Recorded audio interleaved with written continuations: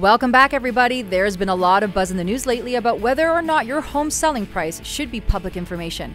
Here to explain further, we're joined by expert real estate lawyer Mark Weisleder. Yes, when you sell your home and you register it against title, everyone in the public can go search title and find out how much you paid for your home. They can pay for that service and find out. However, it's not legal because of privacy reasons for people to just make this information available for free for all consumers on private websites. This is available on MLS for the realtors who built the system, but it should not be available right now. That's the law in this country for private people. Whether you like it or not, that is the law. That is the law today. All right. Now, of course, realtors certainly can tell what the solds are because they have access to that. They can provide paper to their clients who's out there shopping to say this one sold for that, this property this, when they're doing their market research and analysis. But when it comes to posting it on your website, and a lot of people, of course, realtors out there will just admit to this, but the public, just to explain, they want to post those solds because once you've sold a property, I mean, there's bragging rights involved in that. And when you've got close to 100% or sometimes over asking, so 102% or 106% of asking, you want to put that up there and say it's sold for this, but you're not allowed. Without the permission of the buyer and seller, in each case, you're not allowed to put it on a private website. And that's the problem right here in Canada. In the U.S., you're allowed to do that. You're allowed to do that in the U.S., and that's why everybody says, oh, let's follow. But you also have to remember in the U.S., over 90% of all deals are still done with real estate agents. Yeah. That's why I believe this whole issue is not that important. I agree with you. I mean, the Pandora's box has been opened. The Competition Bureau has gone forward. It is what it is.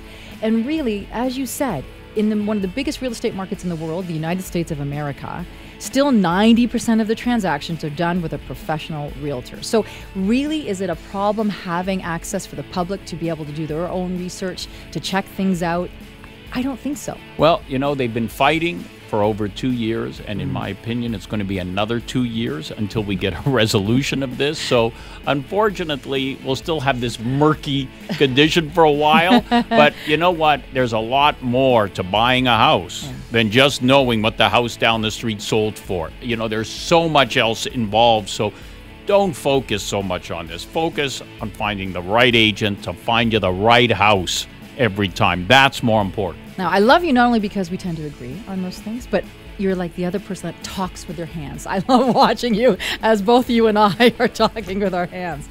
So let's go back for a second. For the public out there, why should you care? Well, it's just, again, when you're on realtor websites, because you can't help it. Sometimes you're checking out properties. There's a lot of information.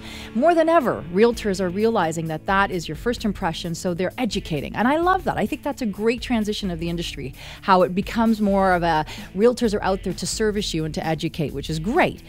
But again, if you want to have your home and the sold price on there, or if a realtor wants to have the right to be able to do so, what's the process? They just have you sign a piece of paper giving you... Well, you see, it's not so simple because, again, both the buyer and the seller have to agree to this, to have that price shown. And that's not always easy to accomplish. And even, for example, Aaron, if you want to put a sign on the lawn that says the property sold over asking, you need the permission of both the buyer and the seller to do that. It's not even just the seller. No, you need the buyer. It's because the new buyer may not want that information out there so people know what they paid for a home. A lot of people. And as well, you can actually keep the price you paid for your home off title. How do you do so? You just pay the land transfer tax in advance to the government, and you can do that. So that shows for some buyers, they don't want people to know how much they paid. It is a privacy issue. Unfortunately, as you know, when you go to court, only lawyers win.